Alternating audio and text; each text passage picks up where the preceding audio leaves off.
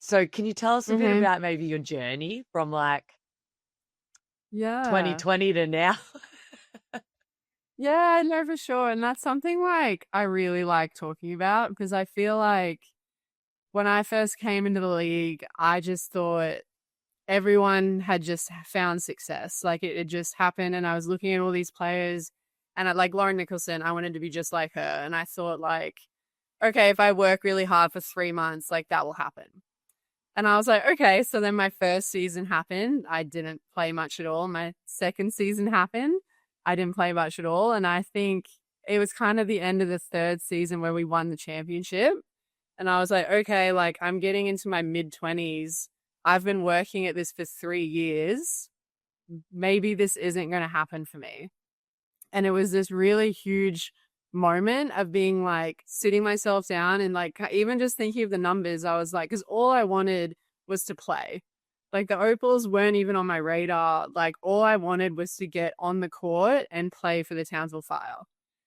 And it was honestly this huge moment where I like, after my third season, where I was like, hey, Courtney, maybe this isn't going to happen for you. Like maybe your career isn't going to look like that. Maybe you're going to be a role player for your entire career. And I feel like I did a lot of sports psych in that 6 months after the off season. I talked to David Stiff, who works for the Players Association, and I kind of just unpacked all of these unhealthy relationships I had made between like playing court time with like my self-worth. And then I kind of, as soon as I separated those two things, and I actually kind of started to like get back to like why I actually played basketball and why I loved it and like let go of all those expectations, is when things started to happen and started to change. And saying that, in my fourth season, it's when we signed Sammy Whitcomb, we signed Alice Kunik. There were still so many things that were just based off chance and based off like just like sporadic events. Like Alice got hurt, I think, in our sixth game. And if that hadn't have happened, I would have come off the bench that entire season.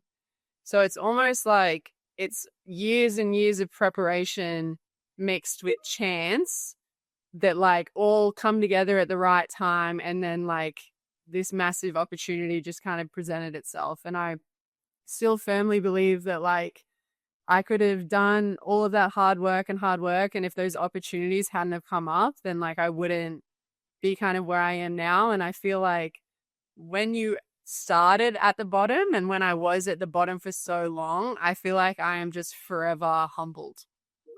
I just feel like once you felt like that and once you felt like you weren't good enough, I just feel like that stays with you. And I think that's still such a huge part of my personality and such a huge part of my career. And I think that's why I lean into these experiences so much. And like everything that has happened now to me is almost just crazy.